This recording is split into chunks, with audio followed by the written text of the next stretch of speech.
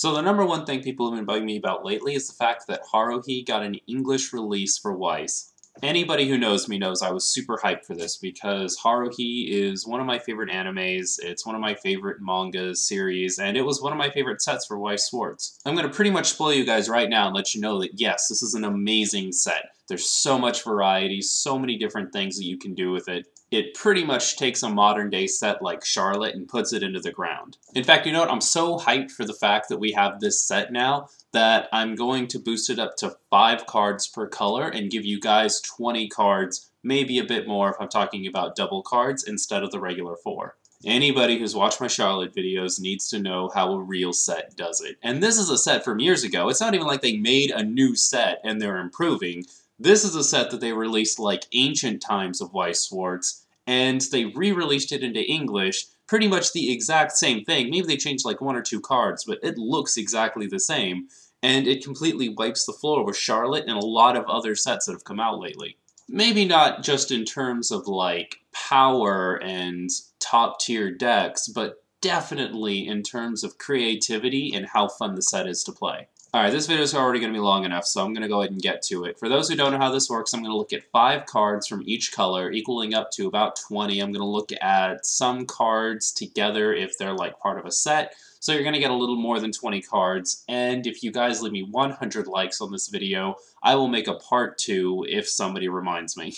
And for once, guys, I highly recommend you leave me that 100 likes because you're really going to like the other cards. It was hard, okay? It was hard to narrow it down to 20 cards to look at, and I would be more than happy to give you guys a second part if you really want to see it.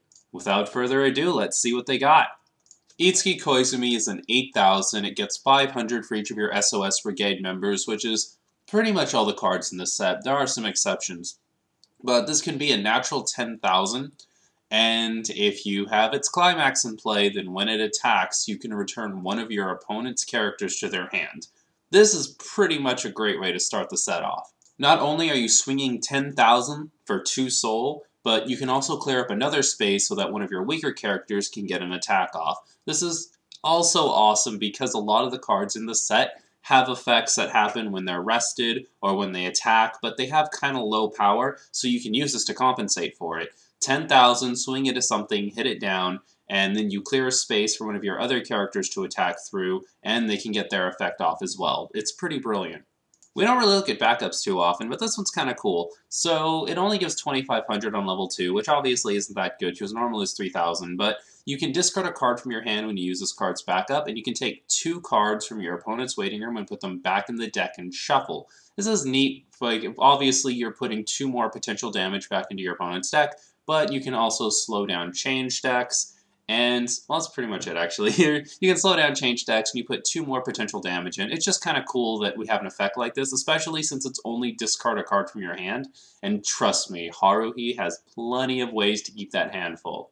It's kind of funny that Kyon didn't really get a level 3 on his own. He got a Kyon and Haruhi card, but it kind of fits. Its first ability takes 5 very hefty stock to pull off, but pretty much, if you reverse a character with this card, and you happen to have 4 other SOS Brigade members in play, then you can restand this and then attack again. It might seem a little costly by today's standards, but one thing you have to keep in mind also is the fact that this doesn't take any kind of climax to pull off. You can just do it.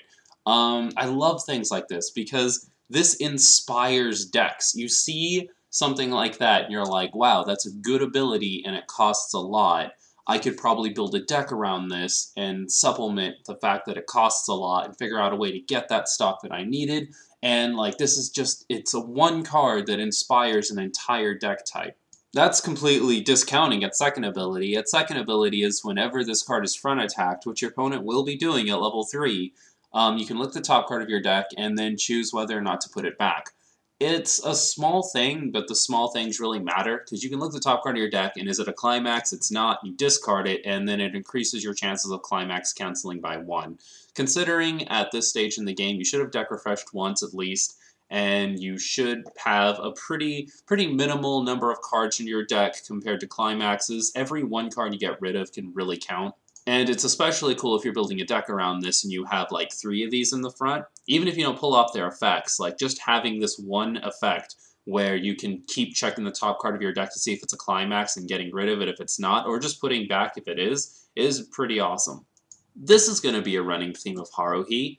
Decent event cards. Yes, Haruhi actually has good event cards that you can use in your deck. Like, that might seem like a pretty obvious thing. Like, oh, obviously event cards, like every deck type has event cards, what are you talking about? But no, like, Haruhi has real event cards that you see in competitive decks. Let's start off with Camping Night. Reveal the top card of your deck, and if it's an SOS Brigade character, then you can draw a card, which pretty much just means drawing into your SOS Brigade member. And even if you don't pull that off, even if that's just whatever, then all of your SOS Brigade characters get +1 Sol for the turn. So on level 1 for 1 stock, not only can you draw into a new card to replace this one, but all of your characters get +1 Sol, so you have a field of 2 Sol attackers, and it really didn't take you anything. Having access to 2 Sol attackers at level 1 is pretty darn nice. Fumo Fu! This is a really fun card. Choose one of your opponent's front row characters, level 3 lower, put it in stock. It's so much fun. Your opponent's like, oh, this card's great, it's got Encore, this card's great, it's got Change, and it's awesome. And you're like, oh yeah? That's a pretty cool card. Put it in stock. Fumofu! And it's just so good. It's such a good, neat card. 2 stock is a little expensive at level 2, but considering the threats that it gets rid of the whole Encore thing, it clears up a space for one of your other characters to get their effects off if they need to attack for their effect and they're not very strong. You're dealing an extra damage. Just the fact that it just straight up gets rid of one thing in your opponent's front row is amazing. Normally I'd look at red next, but I kind of want to save red for second to last, so we're going to look at green really quick. We've got Mikuru Blunder here. She gives plus 1500 to all characters in front of her. So at level 2, that's pretty much the equivalent of having a level assist, but you're getting the level 3 assist instead of whatever their actual level is, which would normally be level 2. So it's like having level assist, but you assume all of your characters are level 3. That's a lot of unnecessarily high talk to just say that it's a really good assist to have. Again, 2 stock is pretty hefty, but hear me out on this, okay? If you're running this in a Time Traveler deck, and you have at least 2 other time characters in play already, then you take the top card of your deck and you put it in stock. So this kind of only costs 1. Like, it does cost 2 initially, but you do get that 1 back. And, you know, if you want to argue deck thinning, I guess you can do that too.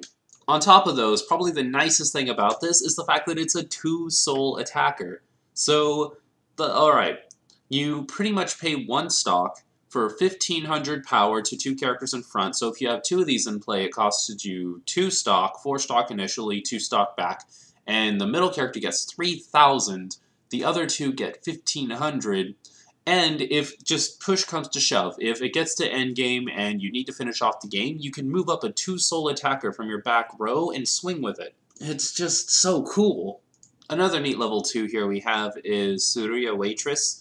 For each of your other time characters, it gets plus 500 power. It's not during your opponent's turn, it's not just during your turn, it's just natural 9500 if you happen to have all of your time travelers in play.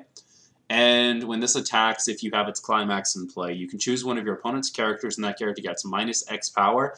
X is 1000 times the number of your time characters, so potentially a minus 5000. I talked about this in the Charlotte review a little bit. 5,000 is really hard to come back from. Even if your opponent happens to pull that plus 3,000 support from their hand or something, that's still a deficit of 2,000 power that they have to make up, and that can be potentially game-changing. You have your 9,500 monster swing into something, kill it, and then you have one of your weaker characters be able to take out something they normally would have never been able to touch. With all the 11,500 power things that I see running around right now, bringing that just right on down to 6,500 and making it more manageable, that's pretty good. Also, let's not forget, she's a time character, so if we take her and we put her in the same deck with our Blunderer over there, then, you know, it's potential that she could get up to 12,500, but, you know. Girl Who Leapt Through Time, Girl Who Leapt Through Time is a level 1 1500 backup. By the way, guys, ignore that 1 stock thing there. I'm pretty sure that was a mistake. I just looked up the English card. It doesn't look like it has a 1 stock cost. It's just a regular discard for 1500 backup. But not only is it a backup, it's a changer. You can play it, put it in your clock, and then turn it into Mikuru and Mikuru Big Time Travelers. Honestly, Mikuru and Mikuru Big Time Travelers isn't a very good card, which is why I'm not showing it off, but hey, it's a changer that you can use as a backup if you want. So, Waitress Mikuru is a level 0 changer, which is already pretty unique, and it doesn't really have a cost, but you do have to clock it as damage in order to change. I think at level 0, that's a perfectly acceptable thing to do. If you do it, you can play Mikuru from the future from your discard pile, which, you know, having a 4500, and it's not a level 0, so it's not affected by Suiciders at level 0, is pretty awesome. Other than that, Mikuru from the future is a pretty debatable card. It gets plus 1000 power if you have 5 or more stock. You're probably not going to have that if you put it in play through change, but you're not going to need it, let's be honest, if you're a 4500. The thing that does make this interesting, though, is when this card is put from the stage to the waiting room, you can pay 1 stock to take a Mikuru Waitress from your waiting room and put it back in play. So it's a changer that, when it dies, changes back into the changer. It's like a change target that switches back and forth between the changer and the change target. And that's kind of a cool ability. It's a little downplayed because you have to put Mikuru Waitress into your clock, so if you want to do this immediately, like if you play this effect and then your opponent ends up getting rid of Mikuru from the future and you want to immediately change into a Mikuru Waitress, you have to have 2 of them, one that was in the clock and one of them that was in the discard pile, but playing around this is still pretty cool. Also, in most cases, what's going to happen is you're going to be level 0, you're going to change into Mikuru from the future, and then at level 1, after you've already clocked yourself for enough damage to level up, then you'll be able to switch back into Mikuru Waitress because you've leveled up and your clock went to the discard pile. It's just an interesting classy combo. The last card we'll look at in green is Voluntarily Accompanying. I love the crap out of this event card. So you pay 4, and you choose a brigade member from your clock, you put it in play, it can be level 2 or lower, and then you clock this as damage. This card is so much fun to play with. So it's kind of like a changer where you can play level 2 at level 1, but there's no requirements except for the fact that it has to be a brigade member. And there's so many fun little things you can do with this, it's unbelievable. I haven't done the full research on this yet, but think about this, yeah? If there were, hypothetically, a level 2 Haruhi character that you could play that was also a changer, then it could change into level 3. You could potentially play level 3s on level 1 and just play a whole new metagame that nobody's even heard of yet. Again, off the top of my head, I don't remember if there are any level 2 changers in the Haruhi set, but wouldn't that be cool if there were? Even if there's not, just the ability to play level 2s on level 1 with no requirement other than the fact that you have to have 4 stock is just adorable. It's amazing. The first card we'll look at in red is Victory Declaration Haruhi. This is one of my favorite cards in the entire game, and my favorite card when building around Haruhi. If you've watched my Valentine's Day video about my Haruhi waifu deck, then you know all about this card, but I'll give you a refresher. First of all, if you successfully attacked with this card and it's rested, during the Encore step, you can get rid of this and change it into the level 3 Haruhi. Its second ability is where it truly shines, though. It has Brainstorm, but it's Brainstorm unlike anything you've ever seen before in the game.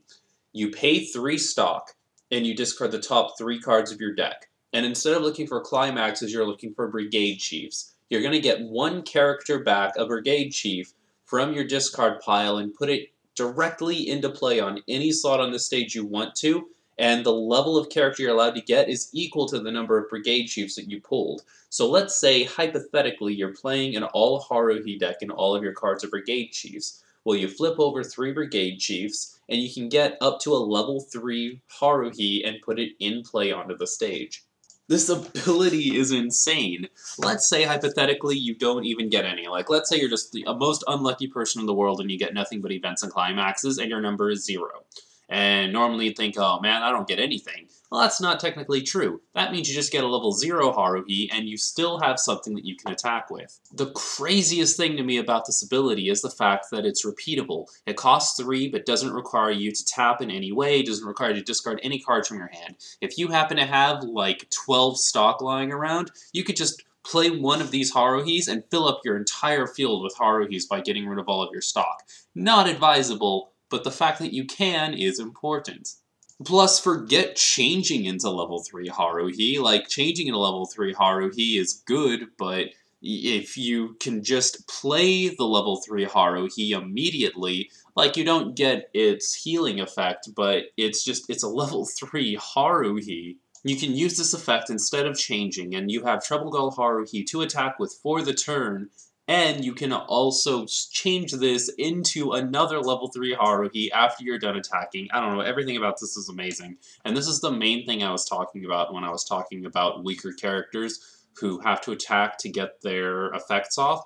You can use abilities that lower your opponent's power so that you can step over stuff with Victory Declaration Haruhi. You can clear spaces for Declaration Haruhi to get direct attacks off. Everything about this card is golden. Let's see, what else can I say about this ability? You pay the 3 before you actually flip the top 3 cards of your deck over, so that's 3 more targets. You flip the top 3 cards of your deck over and you put them in the waiting room, so that's another 3 targets. So you're actually adding 6 potential targets to which card you want to get before you actually do this, which also opens up a toolbox, yeah? You don't have to run 3 or 4 of every Haruhi. You can actually take and pick and choose some different Haruhis for different occasions, and then your waiting room becomes this toolbox of cards that you always have access to. And considering most of the Haruhi cards cost 2 stock, you're only paying 1 extra stock to be able to play it from the waiting room. It's glorious. I could really go on forever about this. I'm going to stop, okay? I'm going to stop. Y'all know Victory Declaration Haruhi, that's my girl right there, alright? That's my jam. She's awesome.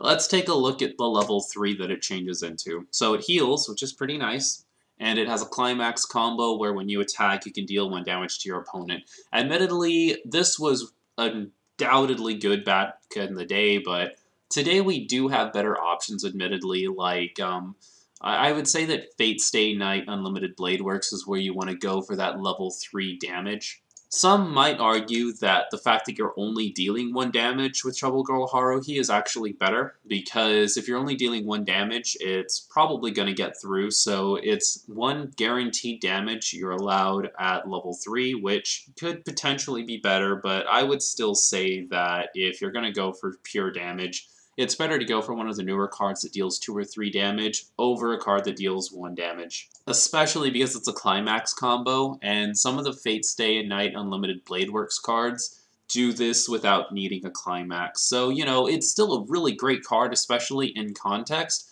but it's just not the powerhouse it used to be. Continuing on the toolbox idea, we're going to keep looking at like the really staple Haruhi cards. Haruhi SOS Brigade Chief is probably like the flagship of the Haruhi set if you're playing a main red mono beatdown like I do. So it's got a climax combo, yeah? When you play its climax, you can pay 2 if this is in the front row to search your deck for level 2 or lower SOS Brigade member and put it in any slot in the stage and then shuffle your deck. As far as climax combos go, that's pretty darn good, because you're searching your deck for a character, you're thinning your deck out by 1, okay, yada yada. You can get any level 2 or lower SOS Brigade character you want to, so that adds even more toolbox options to your deck, where you can get certain characters for certain situations. You can get some 2-soul attackers, you can get some cards for field clearing, you can get whatever you need to and just put 1 or 2 copies of each.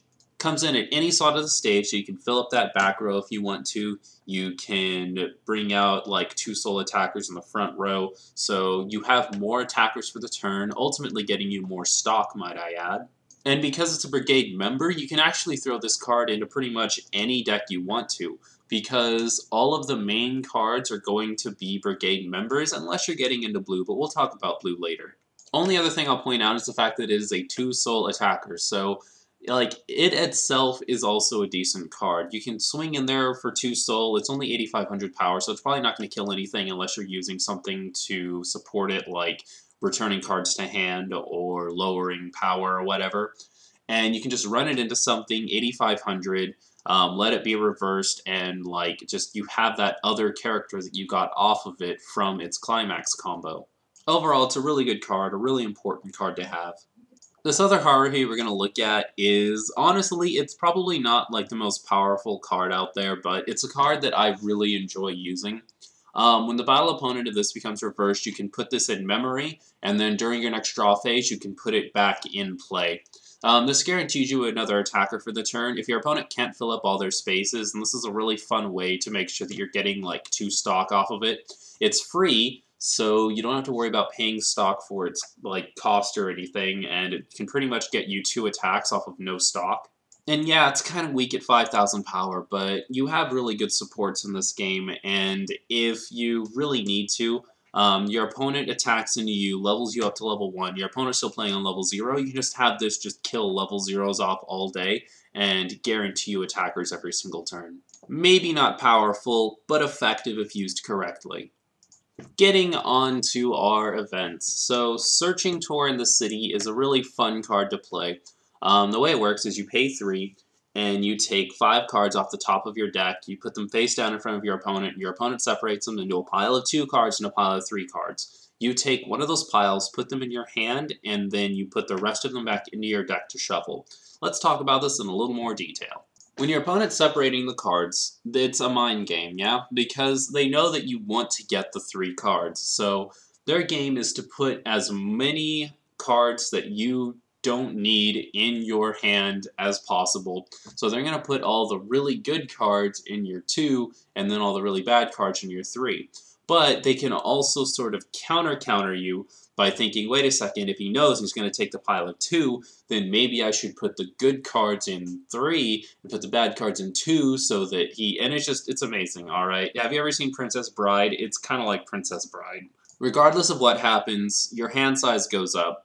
The only really awful thing about this is if, like, you draw into a bunch of climaxes or something, your opponent can just put a bunch of climaxes in your hand, and then that's really bad. You don't want that to happen. But if that doesn't happen, and your opponent ends up not getting any climaxes or sending climaxes back to your deck, that's the most amazing thing, is the cards that you decide not to have just go straight back into your deck. So you're not losing anything off of this card, your hand is just going up for 3 stock. And on top of that, it's a fun card to play. It just makes the game more entertaining. It's just so good. Alright, I really like it. Last card we'll look at in red is World with Faded Colors. So this card is actually so good that it caused Haruhi to hit the ban list. Like, it's just so crazy, like, how out of control this card ended up getting at one point. Like, pretty much the way the ban list worked is if you decided to have this card in your deck, you weren't allowed to run the level 3, and just, it was crazy, okay? Those were dark times. I don't know if the ban list has come over here to America, but I sure hope not. So let's go over what it actually does, yeah? Take a level 1, any character that you have, level 1 or higher, put it in the discard pile, and then you can get a level 0 or lower Brigade Chief from your discard pile and put it in any slot on the stage. When you're done doing that, you get 2 characters from your discard pile and you put them in your hand. Okay, so let's talk about this card a little bit, yeah? You're getting rid of a level 1 character, and you are getting rid of 1 card in your hands, technically, because you would have to play this card from your hand. So -1 field, -1 hand. You're getting 1 back for your field and 2 in your hand. So if you're getting cards that don't cost any stock, this is actually like a free field filler. Just immediately fill up your field and go to town for 1 stock. It's pretty crazy if you think about it. Like, if you're running a deck like I have that has free level 1 attackers, then what you can do is you can get rid of a level 1 or higher character, then you can play a level 0, and then play a couple of the level 1s that were free, and then you have a full field to attack with, and you can just go nuts. I never found an official reason why you couldn't run this and the level 3 together, but what I'm thinking happened was it was something having to do with this and Declaration of Haruhi. So, like, if you have the level 3 in play, then you can use this to get rid of your level 3, get the level 0 back, play a couple of level 1s, or just, like, put a couple of level 1s in your hand, and then run Victory Declaration Haruhi, and then, like, have the level 3 come back into play, and then keep healing yourself. That's the theory that I have.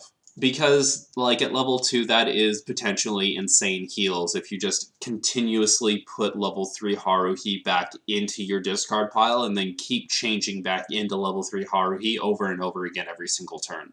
even if you're not necessarily changing into Haruhi, you can do this kind of like funny, cheesy thing where like you get rid of a level 3 Haruhi, then you put the level 0 in play, then you put that level 3 Haruhi back into your hands, and then you play it from your hand. I don't know. I could see where the healing could get a little crazy, but I do think it's pretty fun, and I think this card is pretty awesome nonetheless. Okay, guys, it's time to get on to the one I know y'all wanted to hear about. We're going to talk about Blue.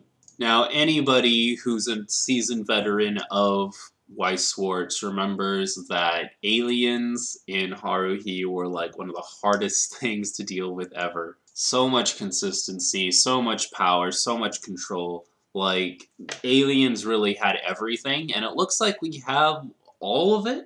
So what I'm going to do is, for anybody who wasn't there in the older days of Weiss Schwarz, I'm going to go over some of the like key cards that made Blue so good. Like, that's another thing, is it's really rare for Blue to be the best color in a set, but Blue was by far the best color in the Haruhi set, and we're going to talk about exactly why.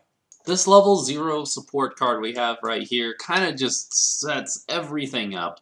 First of all your other aliens get plus 500 power. Considering your entire deck is going to be aliens, that's pretty good. If you have 2 of these in play, that's an extra 1000 boost right off the bat. It also has another effect that we're going to look at in detail. Pay 2, rest this, search your library for up to 1 alien card, reveal it, put it in your hand. That ability, I would argue, is broken. It's really insane. People are going to say, oh no, it's not that crazy. It costs 2 stock. Yeah, it costs 2 stock, but that's like you can attack with a full field of 3, get 3 stock every turn, pay the 2, still have a stock left over, and still be completely fine. I want you to think really long and hard about this effect. Normally, when you have to search your deck for a card and put it in your hand, you have to discard a card from your hand to make sure that even though you're getting a new card that you need, your hand advantage isn't getting insane.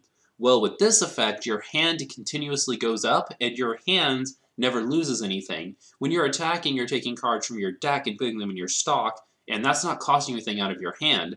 So every single turn, your hand goes +1 just from this effect alone. Not only are you just plussing off of this card, but you're plussing into cards that you need for the time. Oh, I'm level 0, I need a level 0 attacker. There's a level 0 attacker, attack, get back a stock, get back one of the stocks I used to pay for this effect. I'm level 1, so let's go ahead and get that level 1 alien I need, play it, I'm good. Level 2, let's get that beater I need, play it, good. Level 3, get my level 3 out. It's just so insane. Not only that, but you're clearing cards out of your deck, too. You can use this effect to look in your deck to see how many climaxes you have left, so it's a climax checker.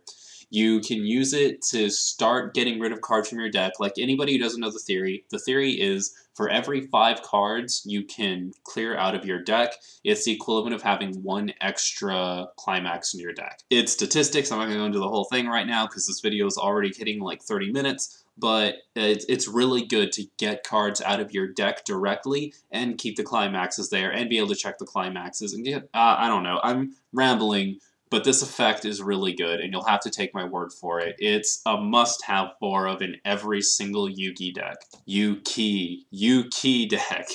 Nagato eating watermelon and Haruhi and Nagato in swimsuits is actually a pretty common beginner's combo we used to use back in the day. So Nagato eating watermelon is a level 0 changer. You pay 1, put this in the waiting room at the beginning of the encore step. If this is rested, and you can put Haruhi and Nagato in swimsuits in play, and Haruhi and Nagato in swimsuits effect is when it's put in play through the effect of change or just played from the hand, you can choose 1 character and it gets the ability, when this is placed from stage to the waiting room, you can put it back into the slot it was in, rested. First of all, like this Haruhi and Nagato in swimsuits can be useful like at any point in the game, especially since so many of your cards need to be rested during the encore step in order for their effects to go off. Secondly, you have to look at the order of events. Let's say you are swinging with Nagato eating watermelon and you like side attack or something to make sure that it absolutely doesn't get reversed. And you have another character run into something and get reversed. Well, you can have Nagato go off first, change into Haruhi and Nagato in swimsuits, and then swimsuits procs, it gives the character that was reversed the ability that when it goes from the stage to the waiting room, it comes back into play. And then that character's encore doesn't go through, they go to the waiting room and they come back in play. It pretty much gives any one of your characters 1 free encore. You don't even have to go through the whole like complicated change thing if you really don't want to, okay? You just play Haruhi and Nagato in swimsuits and give one of your other characters free encore for the turn. And the fact that it doesn't cost any stock to play just makes it even better. Okay, this last Nagato we're going to look at is... it was so good that at one point, this card was just straight out banned. I don't know if it's that way anymore. I haven't looked at the ban list in a year or so. But there was a time where Nagato dressed up just couldn't be used in any deck at all whatsoever. So its first effect. When it comes into play, you can pay 1, and if your battle opponent becomes reversed, you can put the top card of your clock in the waiting room. So pretty much, it's healing, but you have to pay 1 in order to get it. So technically not as good, but take a look at its second effect. When you play this card from the hand, you can take all of your opponent's in-play characters, move them to the memory for a second, and then put them back in the stage on any slots that you want. The layman's terms of this effect is rearrange your opponent's field in any order that you want. And because they go to the memory, cards that had markers probably lose the markers. I haven't double checked that, but if the cards are specifically going to the memory first, then chances are the markers are gone. If your opponent doesn't have a full field, then you can do really stupid things with this. Like, you could just move all of the attackers to the back row and just attack a full, like, empty front row if you really want to, or if you want to start killing some stuff, you could take all their back rows, move them to the front rows to make sure all your other effects are going off, take their strongest characters, move them to the back row for the turn, or just, there's just so much manipulation you can do here. First and foremost, you should be making sure that you can pull off the healing effect, and once you've got everything sorted to where you can pull off the healing effect, then you're golden.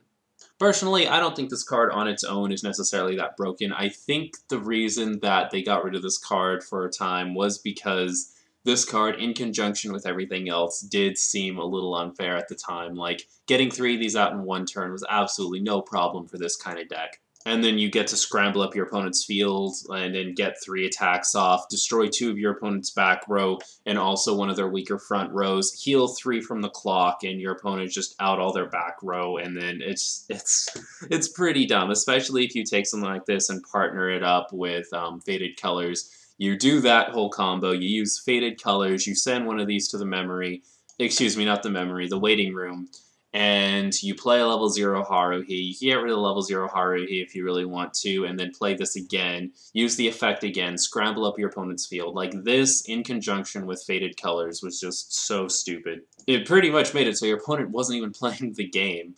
I really hope they didn't bring the ban list over here, because I'd really like to do something like that again, because it's just so much fun.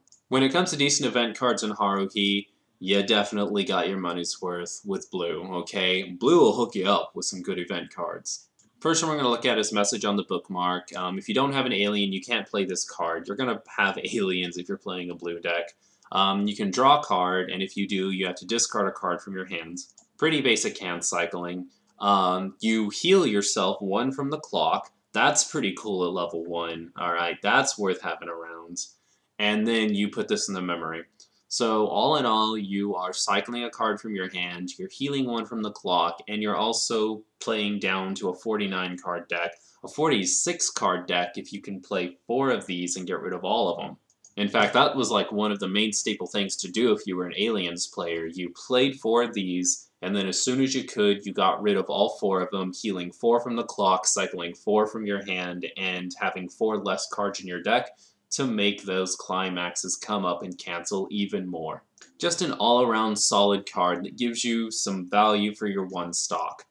This other event card is even better in my opinion. It's a level 2 backup card that gives one of your characters plus 2,000 power and the ability that if it happens to reverse a character, that character goes to the bottom of the deck. That's good for a couple of reasons. First of all, if your opponent doesn't see this coming and you can actually pull this off, then you get rid of some pretty decent attackers. Like, blue isn't really a slouch when it comes to having decent back row, especially if you're playing a blue-green deck and using the Asahina from earlier. Your opponent comes at you with like 12,000, you've got like an 11,000, you play this, step over them, and then send their 12,000 to the bottom of the deck.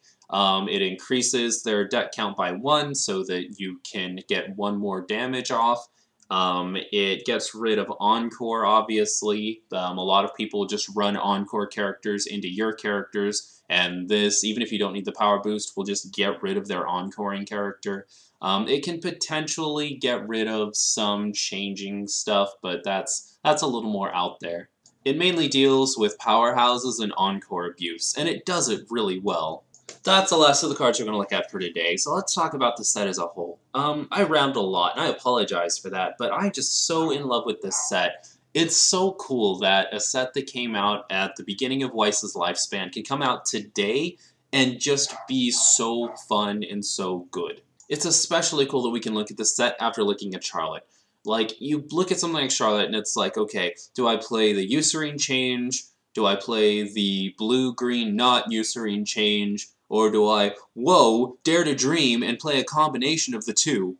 And then you look at Haruhi and it's like, alright, do I want to play the Haruhi beatdown? Do I want to play the aliens? Do I want to play the time traveler control change? Do I want to play the crazy yellow stock gain that I can just have a full field that attacks twice per turn? It's just everything. Everything about this set is beautiful.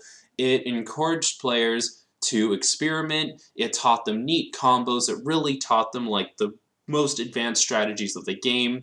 And it was a pretty competitive set for the time, and it's probably going to be a pretty competitive set of this time, too. I don't know why they just randomly chose Haruhi to bring back. I hope it's good news for, like, a new series, but, you know, I'm not holding my breath for that, alright? But yeah, highly, highly, highly recommended. Cannot recommend it highly enough. I will say, though, that I do not know if this is going to necessarily be the best set for beginners in this metagame. I know this is kind of going, like, back from what I was saying before, saying that like it was something that beginners use to learn more advanced strategies of the game, but I think in today's metagame we have better things to teach newbies. I still stand by Nisekoi and Sword Art Online for the newer players. If you've been playing the game for a while and you happen to like Haruhi or something, you're going to get so much value out of playing Haruhi because there's just so much that you can play with it, and like it's just fun. That's the main thing I want to push here, is pulling off a Haruhi strategy is a lot of fun. It's not just some cookie-cutter thing that every other deck can do. It's like Haruhi really brings something to the table that you're not going to get anywhere else, and it's that the decks are really fun to play and change around and experiment with.